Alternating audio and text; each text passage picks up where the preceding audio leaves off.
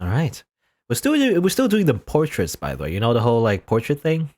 You know the little like they look like playing cards. You know the people's faces. Again, it's I don't know. It's like it's not like super strange or anything, but it is interesting that they decided to switch to using this kind of style for the characters at this point. I don't know. I wonder why. You know, I wonder why. Anyway, what the hell is this? I hadn't heard my own voice in so long, I had almost forgotten what it sounded like. There was a delivery that day, but it wasn't the usual package. The servant was instead carrying a large, rectangular object draped in cloth. Okay, I assume this is the painting, by the way. Remember the painting in his room? Shaving that into his hand, into my hands, he said, "The regular supplies will be here in a couple of days," and then ran off. Presumably, he was afraid to spend any more time than necessary with a cursed man. But I didn't bother to say anything about it. I knew it was a waste of breath. And I was not inclined to hold it against him if he didn't want to look me in the eye, to exchange words. All I could reasonably do was sit back and bear it. As long as I kept my mouth shut, the man could do his job in peace. By the candlelight, I began unwrapping the package the servant had delivered. From within, the sheet of parchment fell to the floor. And inside the package was a painting. Just looking at it, I couldn't tell what it was. Aside from the fact there was a portrait of a woman. I knew those brushstrokes, though. They were very distinctly George's. The woman depicted had white hair. White hair. There was a flash. A fresh jolt of pain that had nearly faded away. A half-dozen needles piercing my chest. So much blood had spilled from those gouges, I had long since lost any sensation of pain, but now it was back. No. George's, you didn't. My whole body froze. The blood in my veins came to a halt. I couldn't breathe. I was drowning in a pool of imaginary water. I crouched down to pick up a sheet of parchment. Or pick up the sheet of parchment. It was a letter in Mother's handwriting.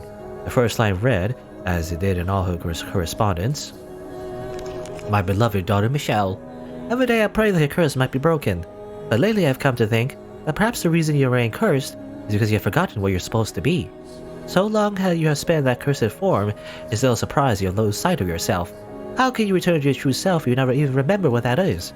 So I asked Georgia to paint you a picture, hoping it might help you break free of your curse. You are a beautiful young woman, my dear Michelle. I presume you already seen the painting. It's lovely, wouldn't you agree? That flowing white hair and skin like glass, those deep enchanting red eyes, those slender fingers and modest feminine frame, those soft lips. It's not you when you were younger, though. Instead, I have to imagine what you would look like now. That's what you will look like when your curse is broken. Is that wonderful? Imagine it. Envision yourself, your true self. Remember who you are. Recall your true self. I waited eagerly until the day you come back to me, looking as beautiful as you do in this painting, my dear sweet Michelle. This is you. This is the real you. You are beautiful, my little girl, and I love you dearly. That awful fuss all those years ago, you can pretend none of that ever happened. Forget all about that dreadful thing that curse made you. Become the girl you used to be, the girl you were meant to be, so you can once more be a happy family. I'm waiting, forever waiting for you." Okay. Again, not very good painting, because just like all the other paintings, I guess just in general, just background objects in this visual novel. It's all blurry and not really well defined. Anyway, my letter ended there, leaving me with the woman in the painting staring back at me, her eyes seeming to insist that it was not me, that she was the real me, and was nothing more than a fraud, laughing at me, scoffing at me for ever thinking I was anything but female, mocking me for stubbornly insisting I wanted to be a man. The pain in my chest swelled, spilling from my mouth in grunts and moans. Then, I screamed from the bottom of my lungs. Why? Why? Why? I yanked at my hair. Why, Georges? Slammed the painting against the floor. You said I could believe you. You swore to the god of art. So why? Why would you do this to me? You said yourself that you didn't think I was cursed. You acknowledged me as your brother. You know this isn't me, so why? Why would you make this? I've been waiting for so long. I put my trust in you and Didier. I trusted you. I believed you would always support me. Was that all a lie? Deep down, you really think I'm cursed, just like Mother. That's why you haven't written to me. Why you haven't answered any of my letters. Where did my faith get me? Why did you even help me escape? Was it all for show? Was my execution just a lie? An excuse for you to send me somewhere far away? Well, was it? Tell me, Georges. Tell me the truth. What about you, Didier? Where do you stand?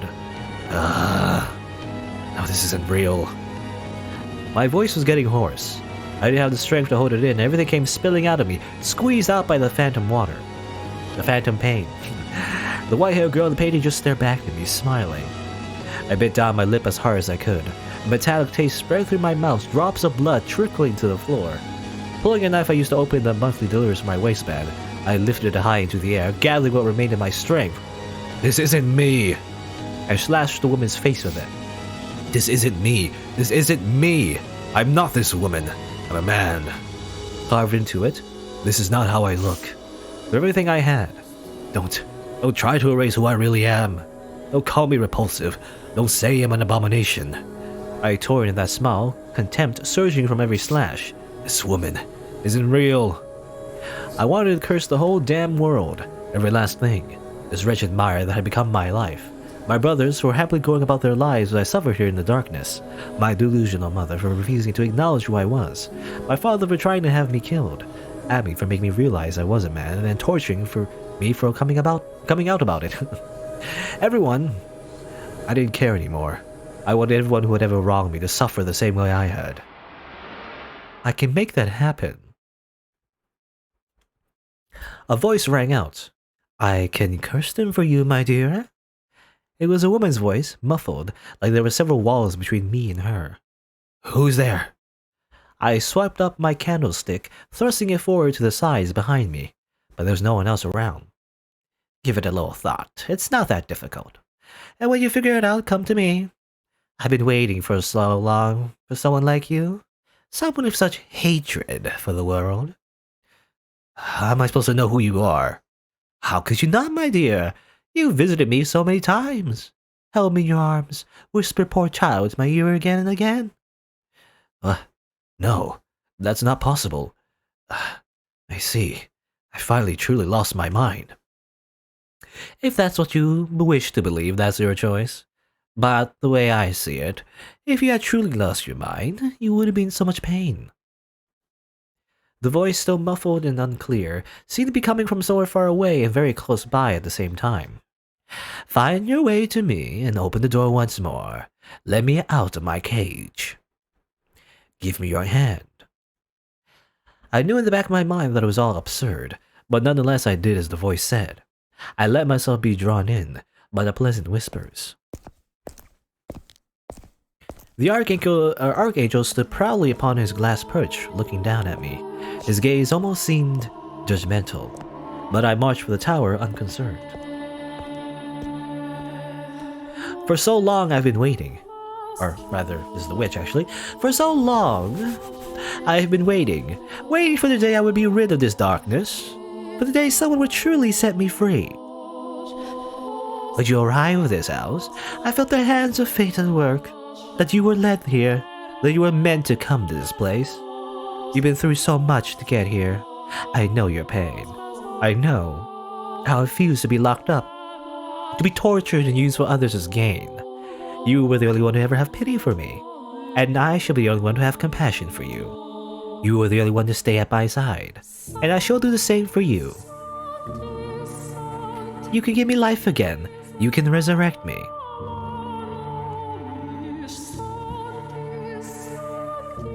Now open the door, Michelle. It felt like I was no longer in control of my own body. Her voice was tender in a way unlike either Mother's or Amy's, enticingly so. Standing at the top of the observation tower, I pushed open the door. And the first thing I saw was a ray of light shining through the window. And nothing else. Thank you for opening the door. It was empty. The skeleton, which had been sitting there for as long as I've been at this house, had vanished without a trace. I spun around, my gaze darting back and forth across the chamber where there's no one there. Only her voice whispering in my ear. You made this possible. You gave me the chance to have my revenge. Revenge? Now, I can make those men suffer a hell even worse than the one they put me through. Constant, everlasting despair. Their flesh may turn to dust, but so long as their souls live on, their torture will know no end. The tender in her voice crumbled away, leaving only raw loathing behind. She then let out a half-muffled cackle. Who are you? Oh, you poor dear. They locked you up here without telling you whose house it was. You sad, pathetic thing. Though that's exactly the kind of person I needed. You're not the witch, are you? That I am. I am the cursed witch who loathes this puny, wretched world, curses it. And my name is Morgana. Morgana. I assume the witch was nothing but a legend, a tale. If you don't believe me, I would be happy to show you. Let's see. I could place a curse on someone you have a grudge against. Drag them down into the dark abyss. You're the one who granted me freedom after all. Sympathized with me, pitied me, appreciated me. You happily embraced my filthy corpse. And for that, I'll grant you your wish. Wishes can come true, Michelle. Much the same way I was able to come back to life. If you remain steadfast in your desires, they will become reality. For devotion and yearning are the fountain from which miracles spring. I cannot leave the Mantress's grounds, but that is but a minor inconvenience. Tell me who you wish to curse, and I can lead them here. I can force the cross you're made to bear onto them. I believe in my power to perform miracles because you made my miracle a reality. So tell me, my dear, who will be first? Your second brother, who made that ridiculous painting? Georges. Shall we kill him? He deserves at least that. He brought you more than enough pain. But if you would rather, you could curse your mother instead. Or the woman who set you on this path. Or perhaps you would prefer your father. With him gone, you can return home. Ask, and I will perform a miracle for you. I didn't think she was lying either. As ridiculous as the whole affair sounded, the skeleton had disappeared from the tower, and I was hearing a disembodied voice. And beyond that, the voice seemed to have a sort of magnetism to it. If magic truly did exist in the world, then the words were laced with it. There's a power in her voice, something that repelled any instinct I might have to doubt the things she said. So I, on the verge of losing my grasp on the reason altogether, believed every word the witch said. I wanted to curse them. To curse my brothers, mother, father, Amy, and the witch was saying I could do exactly that. What will it be, my dear? There is no prize. I don't require a sacrifice or a dark ritual to perform my magic. I simply wish to show my gratitude. I want you to have the witch you desire. Who do you want to curse? The witch's sweet whispers hung in the air for a brief moment before wisping away. All the muscles in my body tensed up. I felt woozy, like the floor was wobbling beneath me. It took everything I had not to fall over. Who did I want to curse? Oh, and you're welcome to choose more than one. All of them, even. I could curse them, and the witch would kill my family. I would be free. No one would know I had been born female. Why don't you become the new head of the estate? Who would I curse? Who would I kill? Didier, Georges, mother, father, Amy, all of them. They exiled me to this place. Have your revenge. A black butterfly fluttered across the room's single shaft of light. As I stared absently up at it, dozens of memories, of emotions flashed through my mind. At the end of the day, we're family. We can get past anything. With enough time, everything will go back to the way it was before, just like it did for myself and Georges. I don't understand. Why would I think about them now? They've abandoned me. Left me in that room for 2 years and left me here for 8 more. They don't care whether I'm alive or dead. So why should I?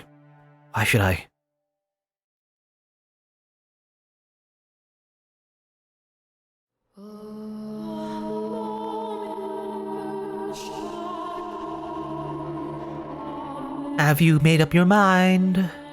I have. Then tell me, my dear, who will it be? Who will you curse? No one. I cannot curse anyone, Morgana. Surely you jest.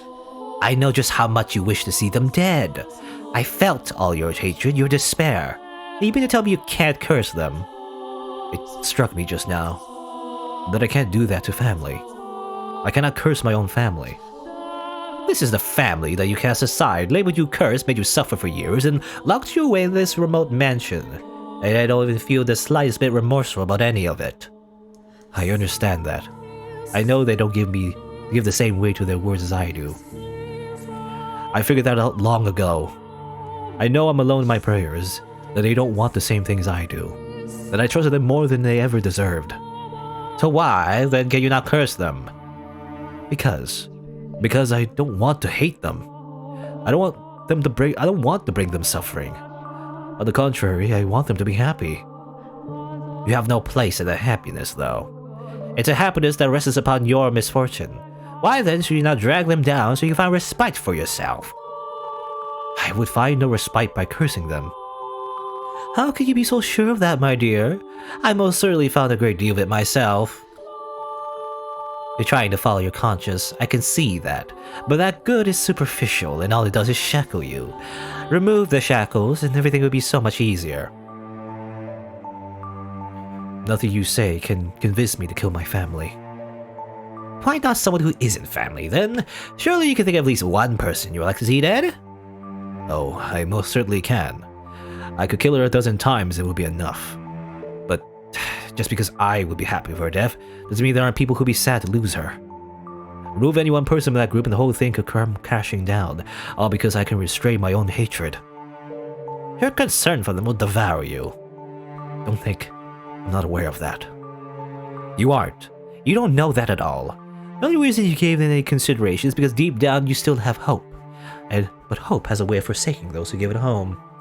You have a problem, and you need to take care of it before it kills you. You and I, we were cut from the same cloth. While you may still care for your family now, in time you will come to curse them. Consider that a warning, Michelle. Your hatred, your curse, is what brought me back to life, and there's no getting around that. We do have plenty of time, though. No need to rush your decision. I will show you what it is you truly desire, deep, deep down, and I'll show you again and again until you finally acknowledge it.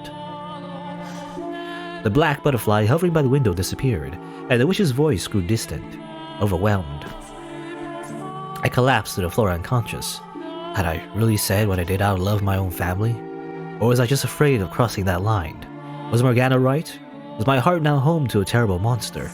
If I actually had resurrected the witch with my hatred, maybe that was what I was now. Darkness seeped down over me once more. I was again encased in a pool of despair. Slowly, ever so slowly, it wore away at me, eroding me into nothing. If I didn't come up for air, I soon would take the witch's offer. Cackling like a demon, I would place a curse on someone. I would kill them.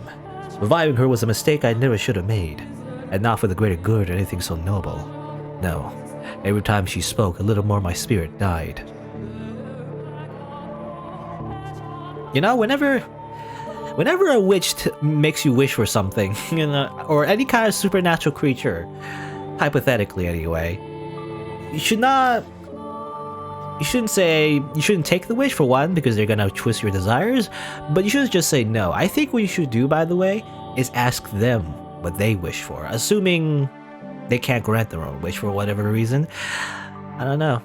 You ask them what they wish for, and maybe they'll make them think about it, and you know, and you can have a little chat about how, like, revenge is kind of empty and you shouldn't bother, I guess, or something. I don't know. Anyway. But also, by the way, the wish, I mean, it seems like it's true, though. I mean, assuming, you know, any of this is real and true, you know, in terms of the story, but it seems like the wish was a real wish, because it seems like Michel did not use that wish to curse his family, but rather at the very end, before he died, he asked the witch to save Giselle, and that's exactly what he would use that wish for, you know. And then Morgana, you know, kept her word, I guess. She's still a little bit, you know, evil, I guess, but she is true to her word. You know, there was gratitude there, I guess, for resurrecting her in the first place, so she granted that wish, I guess. I don't know. Well, from that day on, Morgana's voice became a constant fixture in my life. Curse them, kill them, curse them. She serenaded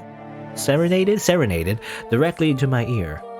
No matter where I hid or how deep I put my fingers in my ears, her voice resounded directly in my head. Hearing an incessant stream of curses from a disembodied voice was so unreal, so unbelievable that I felt as though I was being dragged away from the realm of humanity. There was an odd, unsettling magnetism to her voice, allowing her malevolence to seep into me. It was downright torturous. Curse them. Revile them. You really need to be in your right mind, honestly. Your fixation holding onto your sanity is what's causing you so much anguish. Admit it. There's much more darkness, more seething malice inside you than anyone else. That's why you were the one who resurrected me. I don't know. I mean, it's also him being at the right time, the right place. But anyway, admit it. You do want to curse them, don't you? You do want to kill them, don't you? No, I don't. I don't want that at all. I've told you this already. You were so desperate to deny it, Michelle. It can only mean that it's true. You were able to maintain your calm. You were truly free of your guilt. I do not wish to kill Didier or Georges or mother or father. I have no desire whatsoever to see them dead. Your constant babbling is messing with my head. Be honest yourself, Michelle. You do imagine what it'd be like to hold their warm intestines in your hands, standing over their bodies. Ugh. No, I don't. That's not what I want. Don't lie, Michelle. You climbed the tower, you opened the door, you sought me. No, I wasn't in control. No, Michelle, you were. Enough. I'm done listening to you. Now, don't take your anger out on inanimate objects, Michelle. Do you even know where I am? Where are you? I'm standing behind you. In front of you. Now, I'm beside you. You're just playing around with me, Morgana, mocking me for your own amusement. Not at all, my dear. In fact, I consider you a close friend. Why would I mock someone who means so much to me? We are not close. You will come to understand in time that we are very much the same. And when you do, you also know that I'm the one person who truly understands you. Enough. Enough. Let it all go, Michelle. Curse it all with me. Despise it. Kill it. Make it suffer. Curse it. Please, just stop. And where might you be going, Michelle? Wherever you run, I will always be your side. Are you going to pray to God to exercise me? But that's quite amusing, considering I am the child of... Oh yeah, because we learned later on that technically Morgana's the child of God, or at least, was the initial, I guess, we call it label? I don't know. But, introduced as the child of God. I'm not trying to hurt you, Michelle. On the contrary. Stop talking, please. Just stop. I want to set you free from your misery. I can't take it anymore. Please, just be quiet. Who's there? I'm here to deliver your monthly package. I see. What? Michelle? Is something the matter? I opened the door and there stood a servant of Belinger Estate. He seemed to be quite perturbed by the sight of me. I must have looked terrible.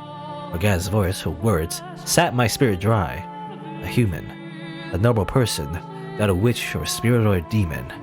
I knew good and well that a servant who would never do anything to help me. He wouldn't believe a word I said, but at that point, his humanity was enough for me to latch on to. Help me, please. Pardon? The witch. She talks to me. She never stops talking. I'm begging you, please get me out of here.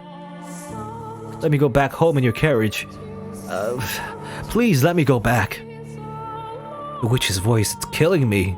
It won't go away, I can't escape it. Please, I need your help. You've gone mad. What? You're crazy. See, this is why I didn't want this job. Having to deliver supplies to this damn cursed mansion. Having to get anywhere near the Belinger's youngest child. No, I am perfectly sane. You sold your soul to the devil. Don't think I'm in the dark about that. No, I did no such thing. You're completely insane. No. I'm done with this damn job. It's not worth all the riches in the world. Not if it means I have to be around a lunatic like you for even a minute. Okay. Why? I'm not crazy. I'm perfectly sane. I am not mad. Michelle, your mind is far, far from sound. I won't hear it. I'm not mad, damn it. I'm not insane. I won't hear it. The witch spent nearly every waking moment of every day at my side, talking and talking and talking about how mean-spirited humans were, how ugly they were, and then this loop of vitriol, and she never seemed to tire of it either. You know, she's basically an internet troll. Every single day, on and on and on, and every time you try to ban her, she just creates another account. She also made a point of reminding me about myself, everything I was trying to get away from. But as much as I fought to ignore her, to not let the things she said in, she slipped past every wall I put up, and her every word warping me. There's no escape. Curse them, revile them, remember. Remember the things they did to you, close your eyes, and envision it. Remember the scorn in their eyes, the way their lips twisted as they laughed. You need only curse them, and you can wipe those reprehensible smirks out of existence.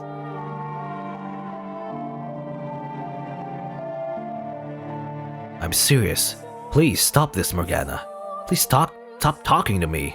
I'm begging you. I seriously can't take it anymore. Oh, now why would you say that, my dear? It's just the two of us in this gloomy old house. I don't see what's wrong with a little conversation. Your voice, everything you say is eating away at me. I care for you, and everything I say is meant to help set you free. So I will continue saying it. You're allowed to hate the people who have wronged you. They don't deserve happiness. Someone who's always smiling for you, someone who's certain to betray you. Someone who values themselves above all will not hesitate to put others' lives on the line. Someone who covets wealth and power will sacrifice his friends and family to obtain it. These are the kinds of people you want to surround yourself with. I've told you repeatedly that I will not curse anyone. Why must you be so stubborn, my dear? I could ask you the same. Why would you just leave me be? Because I can't stand to see you like this. With one word, you can be free of your pain, but because you insist on shattering yourself to your idea of family, you're making yourself miserable.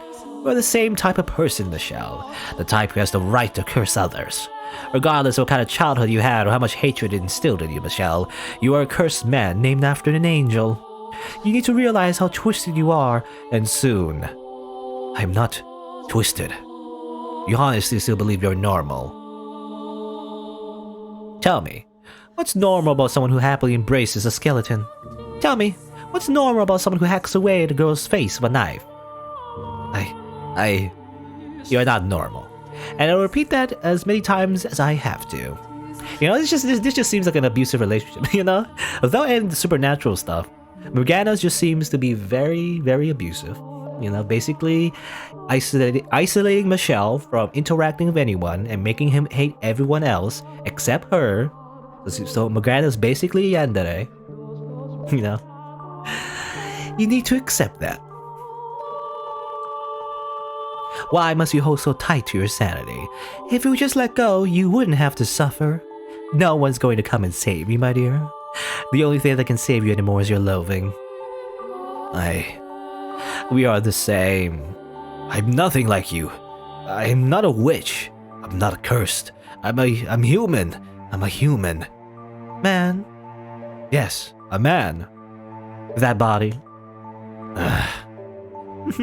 Oh, my dear friend. Let me tell you something you should be quite pleased to hear. You know what some people say about people like you? Those who are neither male nor female? That they are like unto God. Like unto God? Indeed. You should have been worshipped for your divinity, but instead your family cursed you. You are not human. From the second life was first breathed into you, your fate was decided. No, you're wrong. If I really were wrong, you should not be here now. You'd be back home with your family. Perhaps you would have a pretty little wife, living a normal happy life together, but you have long since strayed from that path. It's well out of sight now. I have not. I'm human, I'm a person, a normal person, the youngest son of the Bellinger estate. I'm an ordinary man. No one, not a single person believed me.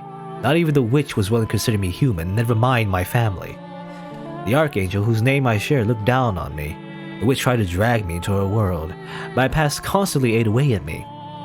I've been imprisoned in this place for far too long. There's nothing I can do about my body. All those things combined threatened to break me. Leto screamed and stumbled out of the room in a frenzy. I had to get out of that place. It didn't matter anymore that I was forbidden from leaving the property.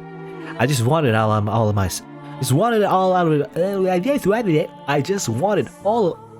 I can't say that word. Or I can't read the sentence, rather. I just wanted all of it out of sight. Okay, I don't know why I can read that. If they wouldn't let me come home, then I would run away. It was all I could do. I wanted to get myself anywhere that might even have the tiniest bit of light to share with me. I was desperate.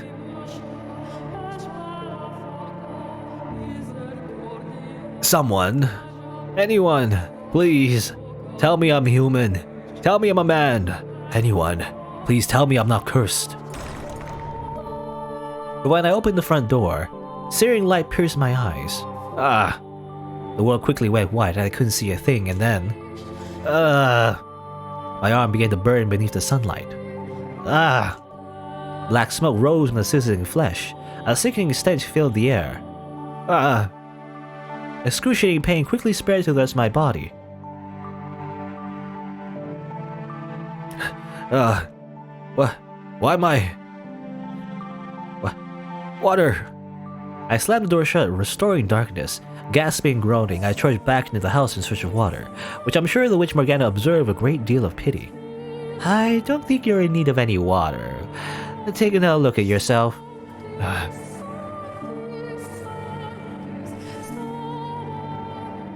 Before the little light managed to worm its way into the corridors to guide me, I dragged myself to the chapel, stopping beneath the pale light shining through the stained glass window.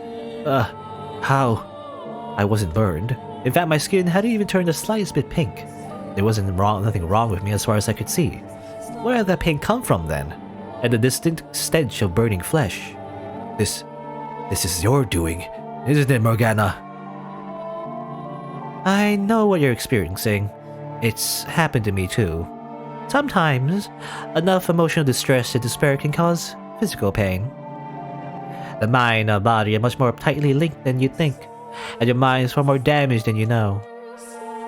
You poor thing. You have my sympathy, my dear. You sad little child.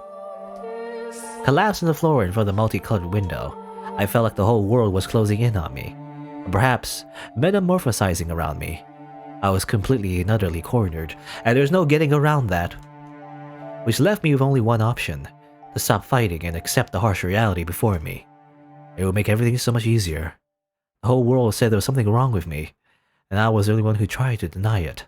So in the world's eyes, that meant there was something wrong with me. I was abnormal. I was irregular. I was mad. I was cursed. I was not human. I was not a man. If I'm not human or male, maybe I should just call myself a witch. I did, however, remain firm in my refusal to curse anyone, unwilling to give up that last piece of my humanity.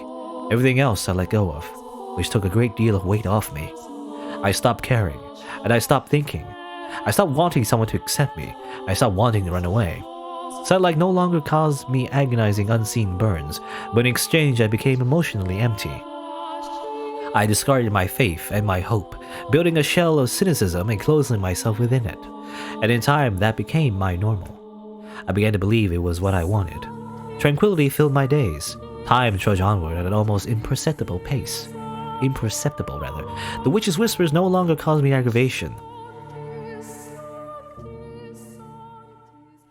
You know, the witch said, like, obviously when his skin burned or whatever, I guess a lot of that is psychological, is what the Morgana said. I wonder, did something happen similar to Morgana? I'm trying to think. Because I'm trying to think of Morgana's story. Did she have something to do with that? Maybe? I mean, her skin definitely, when she got older, definitely, you know, I guess her face and everything, she got really sick from losing all that much blood, so maybe something like that is similar. I don't know. I don't know if she experienced the same thing, where she, you know, from psychological trauma, somehow caused pain to herself. Can't remember. Most of it was physical, I feel like, but anyway. Essentially nothing of note happened over the next 2 years. At one point, a man with an unusual disease stumbled across the mansion while wandering through the forest. But there's little more to be said about that. Wait, what? Well, that's weird. An unusual disease? Huh? What do you mean by that? That's weird. That would be weird. Why you just, you know, just not caring about that at all? An unusual disease. For nothing at all could have convinced me to care about someone else. I spent much of my life sitting before the fireplace. I covered the stained glass window with drapes, Low to even think about that damn archangel. Staring at the dancing flames, I was able to forget the passage of time. That was a strange thing to just note, you know? Nothing happened except this one guy got like a weird illness and died that, you know? I don't know if they died, but like, apparently was near the forest, I guess, for some reason. I don't know. But for the rest of the time, watching unblinking as the red orange tongues flick back and forth. They seemed to spread outward from the fireplace, consuming me. Whether by the raging furnace of hell or the cleansing fires of purgatory, the thought of being swallowed up and burnt to ashes by a massive conflagration was quite pleasant. You know, I was thinking though, ignoring the curse part, there's gotta be something you could do with the witch, you know? Like, I was thinking like playing chess. Said he did play chess by himself. Could he have played chess with the witch? You know, he should at least do that to pass the time, not just stare into the fire. the entire like year, 10 years or so. Well, it's been 8 years technically, so it's gonna be another 2 years before Giselle comes by, I guess. But I don't know. Well, those wishes never became reality. Tell me, Michelle, what are you thinking right now? Do you still not want to curse them? Look at yourself, Michelle. Look at how you're living. Do you really want this life? Have you ever thought about dying? Michelle, would you like to die? That's the right answer. God has said that taking one's own life is a sin after all. Okay, a lot of references I feel. I mean, we know now, I guess, retrospectively about Morgana's story. But definitely Morgana's saying a lot of things that kind of refer to her story, but anyway. That's good, Michelle. You've made the right decision. And I shall be there with you to the very end, my dear friend. Honestly, a part of me did desire death. I just didn't have enough energy to take my own life. My mind and spirit were too far decayed.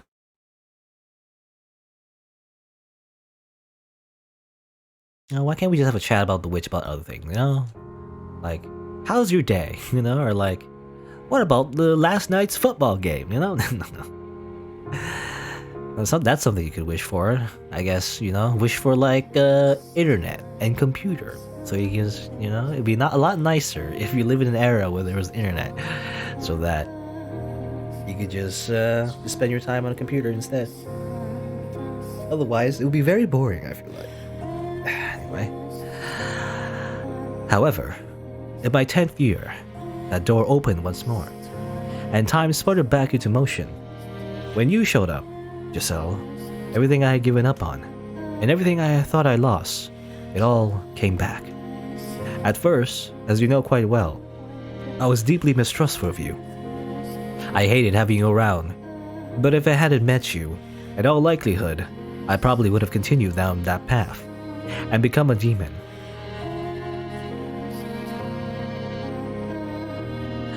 But you seem to me like a rather handsome man. I think I get what you're trying to say, but my mental image of a witch is definitely more women. So you're not a witch. To tell you the truth, I didn't know who might be here, which had me rather scared. But I think I make this work. It's a pleasure to meet you, Master. Okay, so flashback. After taking care of Giselle, I returned to my room. I was, to be quite honest, dumbfounded. It was naturally the witch who stoked the fire in my apprehension. Why would you let that woman stay here? She came from the Belinger estate. We both know how you feel about your family. Chase her out. Give her a little scare. She'll be gone within a day. If you'd rather not, I could always frighten her in your place. A rattling window here, a couple of broken glasses there. Small things like that to accentuate the eerie atmosphere. That's what you can do, I guess. Are you going to say anything? Why do you care about her at all? Oh, now, don't be like that. I live here too, so why shouldn't I care? I'm paying the rent too, you know. I'm not fond of noisy people. Or sprightly women like that one. That's something we both can agree on, isn't it? You don't like that woman, do you? The more a person smiles, the less you can trust them. Though I hardly have to tell you that, do I? Stop talking. Now, that's not very polite. This is a family matter. It's none of your concern. I was merely offering to help to rid you of a pest. I don't need your help. I'll get rid of that woman when I'm ready. But first I'll find out what secrets she's keeping. Then I will go back to living in peace. Very well then. That pest has no place in your sweet solitude. The world before you now is so much kinder, so much warmer than one used to know. Well, good luck then. And if you need a helping hand, don't hesitate to ask. Oh, and by the way, what now? You've changed, my dear. And I like you so much better like this. I always hated how much you reeked of human. You are blessed for a body like unto God. You are personally created by His hands. I can only dream of having what you have, but you only wanted to deny it. Now, though, you act the part much better. A saint, resurrected by the closest living thing to God. Perhaps this too could be considered a miracle. Morgana. Yes? You're a deranged, delusional woman. Why, thank you. Why, thank you. That's funny.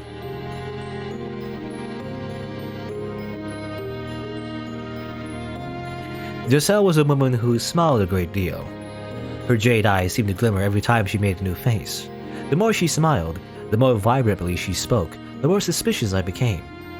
I couldn't trust someone who smiled that much, especially not a woman. Especially not a woman. And the way she kept trying to get friendly with me didn't help that impression at all. I had a hard time believing she honestly wanted to get to know me. I couldn't help but think she was trying to fish for information. Anyone who tried to get close to me had to have some ulterior motive, like Amy. I'd only done so to satisfy her mother. By the way, ulterior motive, that's the word I keep forgetting about it. Ulterior motive. Sometimes I try to think of that word. You know, that phrase, I guess. It never comes up. Ulterior motive, ulterior motive. I don't know why. Yeah, I know the meaning, but I never remember the actual word. But perhaps my mistrust could have been considered paranoia. But even 10 years later, flashes of that nightmare would still come back to me from time to time. It would take more than a few attempts at being nice for me to trust this stranger.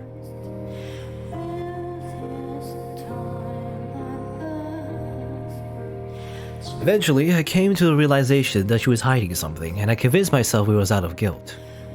So I wrote a mother in search of something I could use to tear her down, to get her out of here. I should have listened to Giselle rather than Mother or the Witch. But I conflated her with Amy in my mind, so I was unable to see where the truth really lay. I was only able to perceive her as malicious. So instead of her, I put my faith in my mother's words, despite Mother never once doing the same for me.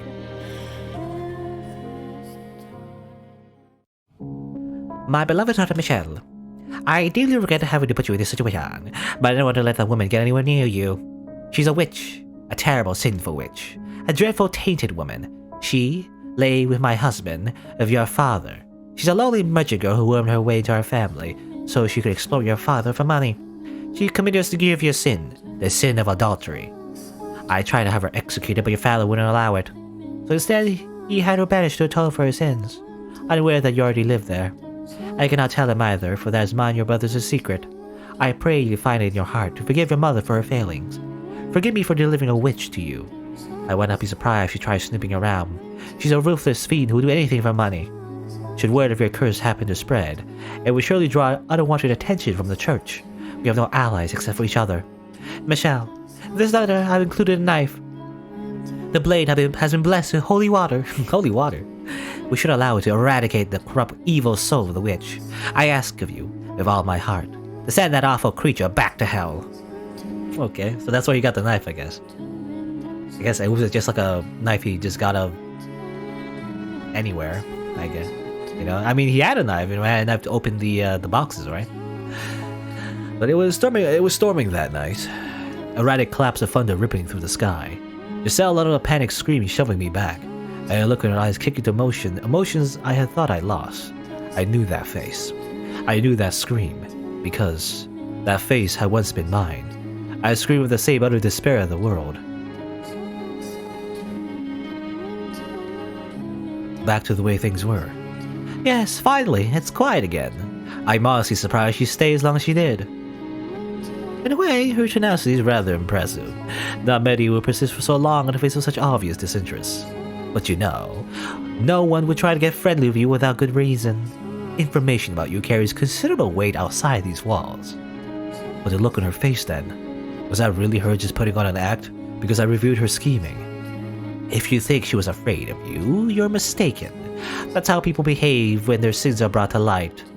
She was screaming, though, and she looked genuinely terrified when she knocked my hand away. You're not gonna let a woman's screams cloud your judgment, are you? A woman can make a weapon out of anything. Tears, a smile, fear. The day she arrives, you recognize her smile is fake. So surely you aren't gonna fall for this. I'm not falling for anything. I feel like I know that frenzied panic. Something doesn't add up. Just nothing, my dear. In fact, what perplexes me is why you didn't simply kill her when you had the chance. Are you afraid of the sight of blood? The blood of your tormentors has no more worth than that of a wild boar. You should have sliced her throat without a second thought. Although, I suppose that would have made quite the mess. Yeah, the corpse, I gotta clean that up, and blood is hard to, get out of the sheets, It was my bedroom. Anyway. Now, that makes more sense. You were not afraid of hurting her. You merely didn't want the burden of having to clean up afterward. How very like you. Be quiet. Oh, come on. The woman's finally gone. It's back to just the two of us. You don't want to talk? Silence, please. As you wish. I will celebrate your accomplishment in silence, my dearest friend. I imagine she's out there, half buried in the cold earth by now. Well, I remember, he just kind of left her to die, so... I get chills every time I consider where I would be if I had done as Mother said. If I had killed you, or if out there in the forest you had succumbed to the unforgiving weather. Life had never given me much in the way of good fortune, but you coming back, you being alive, was absolutely a blessing. I'm done. I can't take it. I'm through this whole world. You don't have any idea what I went through here. How hard was it just to keep it myself together? Giselle, I do understand. I know very well how difficult, how painful it can be for no one to believe you, for no one to accept you. I know far too well what it's like to want to scream that you're done with this whole damn world. I truly do. That day, for the first time, we saw past the surface. We got to know each other as people.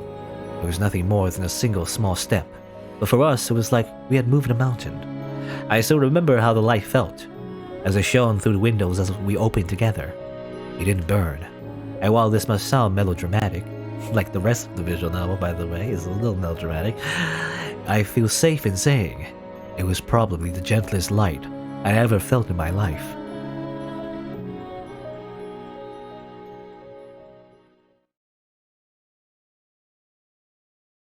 Following my reconciliation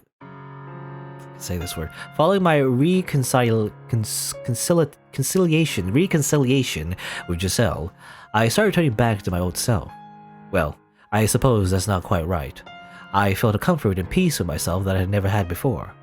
That may have been the first time I was really human. Having someone else around began to feel normal. It was something I was certain I would never have. It was incredible. Though to someone else, our time together may have seemed frivolous and empty, our conversations meaningless chatter. I never thought the day would come when someone would laugh at something I said, when someone would smile at the sight of me. However trivial, seeing Giselle smile made me happy. Oh darn it, where'd you get off to? Are you here? Are you in the vase? What's all the racket? Is something the matter? Master? Yes, a cat. Huh? A cat? A naughty little cat's been sneaking into the cellar the past few days, so I'm trying to catch him. If you happen to come across him, don't let him get away. Right. And what will you do once you've caught him? Well, I don't want to punish him. That'd be mean. If he insists on coming back, I think I'll take him in and teach him how to be a house cat. You mean to keep him? Are you not fond of cats, Master? Well, Michelle was being treated as a cat. Even lower than a cat at one time, but anyway, I don't mind them, no. Then there you have it. I hope he doesn't take too long to warm up to us. Maybe it'll help if you give him a name. Ugly Speckles? Oh, a name, that's a great idea. What should we call him then? You decide, Master. You want me to pick a name? This is your house after all. so it's only right you be the one to choose. I'm not sure I follow that reasoning. What does the cat look like? Well, he's wild, so he's dirty, I guess. He's kinda got some spots here and there. Is he ugly? I'd say so, yeah. Alright then. Ugly Speckles Mark II. Mark II! That's funny. That's a name? Why on earth would you call something like that? What does Mark II even mean? But be quiet. It's on you he runs away, Master. Ugly Speckles Mark II. Whatever happened to Ugly Speckles, Senior, I don't imagine cats live very long. It's been a long time, so I don't know. It depends on how old that cat was when they picked up, that many years ago. I don't know. I mean, I say cats don't live long. I mean, compared to a human life, anyway. Obviously, I mean they live relatively long compared to just animals, I guess. But relative to like humans, But my time with Giselle made a normal person out of me. Made me able to tell stupid jokes, to get frustrated, surprised, or exasperated. I started showing actual emotion. Our silly, meaningless banter became something precious. My heart of stone began to soften. The world she created for me was what I had yearned for my entire life.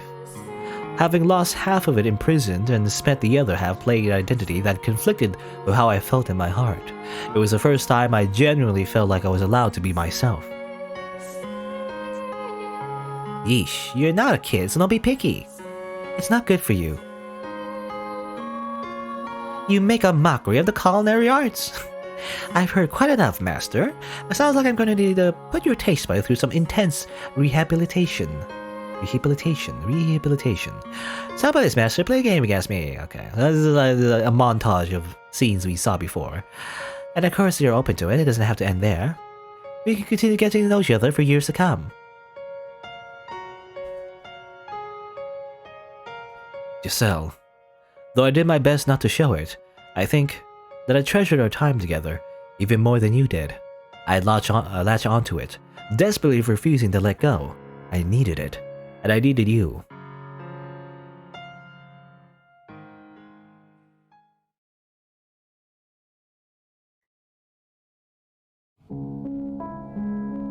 Back to portraits again. Are you listening, Morgana? I can hear you just fine, my dear. Now what brings you all the way up here? You know you can call me from anywhere in the house. My bonds to this tower have been broken. This is a conversation we can only have here. The place where we first met. It's time for us to part ways. My desires haven't changed since our first encounter. I wish to be a person. To be a man. Exactly. When I'm with Giselle, I am that. She makes me into the person I always wanted to be. And now you wish to be rid of me, so you can complete your descent into the realm of the unclean. I do. You came all the way up here just to tell me that. A needless formality. I'm sorry, Michelle, but we are kindred spirits, as much as you may want to deny it. You could be second to only God, yet you spurn his gift. I'm nothing like you. I'm a human, nothing more. I should not condemn you for your unyielding resolve, but rather pity you for being so utterly blind. Allow me to make a prediction before I depart, Michelle. Cursed namesake of an archangel. You may think you're making some sort of progress, but the fact of the matter is you've gone nowhere. Will that smile of Giselle's be able to withstand your secret? You know better than anyone, and no one can accept what you are, not even her. You will never be with anyone. I understand that. No, Michelle, you don't understand. But you will soon enough. What you have now is not true happiness. It's empty, not but a masquerade. When the night is over, the masks will come off. So what if it isn't permanent? Isn't real? Does being ephemeral make it worthless? Or ephemeral? Ephemeral? Why can I not want something that doesn't last forever? This is the first time I've ever found joy in life. Those moments of happiness only serve the worse in the loss. The sweeter the honey, the more you despair when the pot runs dry. Sooner or later, you will return to me begging for my help, and I have every intention of giving it to you. I will not hold this over you either, for when you come to me, it will be the time of your utmost despair, and when your little paradise finally comes crumbling down, you will become what I am. So, I will take my leave from your side in anticipation of that day. Until we meet again, my dear.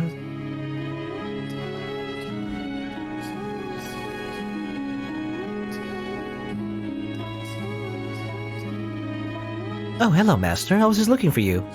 I heated some wine and thought you might... is something the matter? No, I'm fine. Thank you. No, it's nothing. All I did was warm it over the fire. Are you sure nothing's the matter? I shouldn't be hearing the witch's voice anymore. So yes, I'm fine. Oh, wow! That's wonderful news, Master. It is.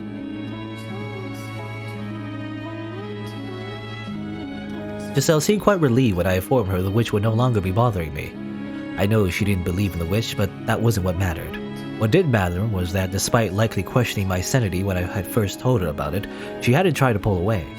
She treated me the same as before. She never stopped smiling. And that meant so much more than whether or not she believed in the witch. With Morgana's voice no longer constantly in my ears, my life started to feel like some approximation of normal. In fact, I would say I was probably happier than most. Nevertheless, I intended to keep a certain degree of distance between us. For what the witch had said rang truer than I wanted to admit. It would never be for anyone. Having been born into this body, that was my reality. There's nothing I could do to change it. I had come to accept that, or so I thought. I wasn't going to covet what I couldn't have, but I got a taste of that sweet happiness. I mean, I don't know. I mean, gonna be with anyone, at least romantically. I mean, this is obviously from the perspective of the reader.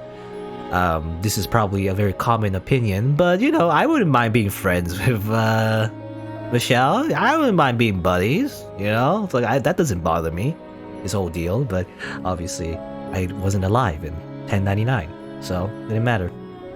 Also, I would probably be a peasant. You'll most likely, your chances, if you were to like live a life in medieval times, most likely you'll be a peasant. You know, you wouldn't be like a noble. You would just be a peasant working at a farm all your entire life. So, oh well. Anyway, I started to develop a great affection for that smile. As much as I tried to tell myself I was just getting caught up in the moment, that the feelings would pass in time, I found myself unable to restrain the swelling of emotions within me.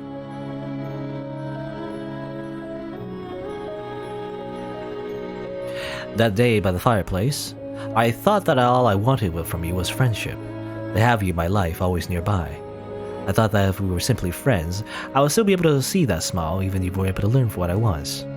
That if we were merely friends, you'd be able to accept that. So I would keep these things I felt inside at all costs.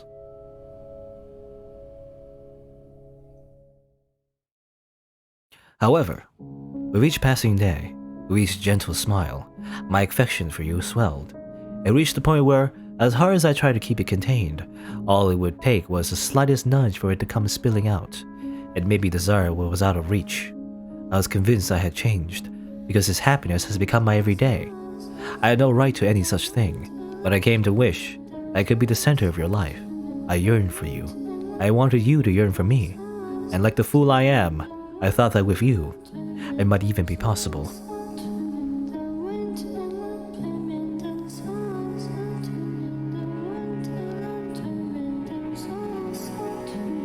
Alright, the bros thing again.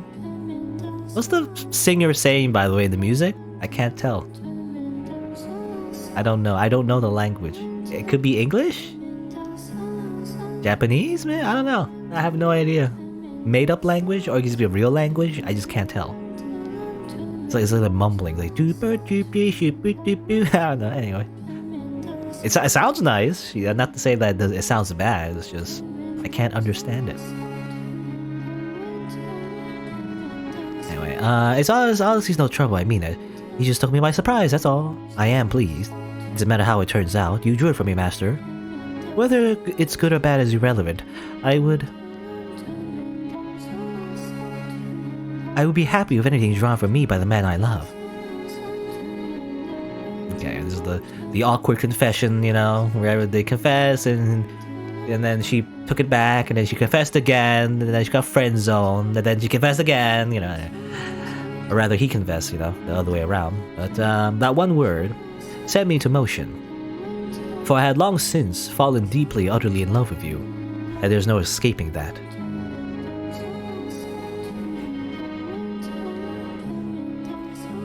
Listen very carefully. I love you. Love you so much, I'm gonna explode. And yeah, we saw this scene before. Nevertheless, there's also no escaping my past, what I was, knowing I could never truly be with you, that I could do nothing about this body. I pushed it away. But seeing all the color drain from your face, I knew I had to take that step. I thought that maybe you could change my world, if you really did love me as much as you said. Together, we could change everything. We could walk a new path side by side. And so, I decided to trust my heart.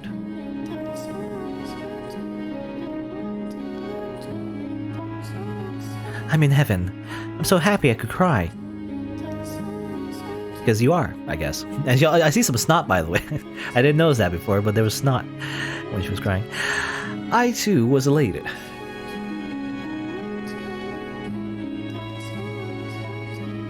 Giselle, I'm sure you thought I was a kind-hearted man, that my love for you was pure and chaste.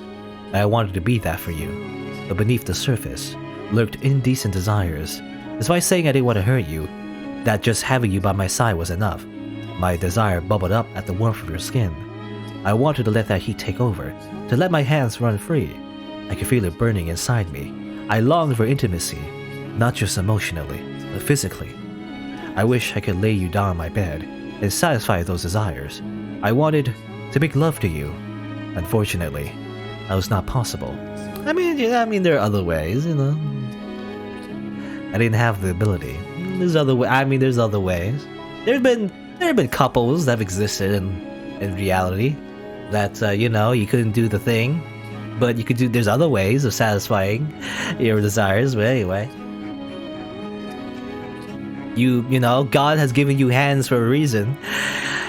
No matter how hard I try, my body lacks the capability to be one with you. I can pray, I can long, I can wish for all I want, but my body will never be what I want it to be. God gave you hands and a mouth, you know, for a reason. I'm gray, though I have always known my true color. I've no way of becoming it. My heart has always known what I am, but the world refuses to accept it.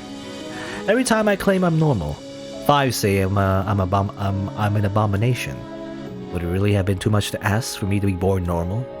To let me be who I truly am? Is that really so much to ask?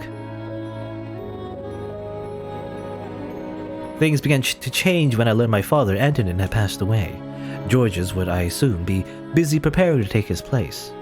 And if what he had said was true, then I would be welcomed back to the estate. I would no longer be a demon child, but a member of the Bellinger family once more. Deep down, though, I couldn't completely believe what actually happened. After 11 years in exile, I had no idea how they felt about me anymore. Would they even remember a promise they had made so long ago? Fear that they wouldn't threaten to consume me.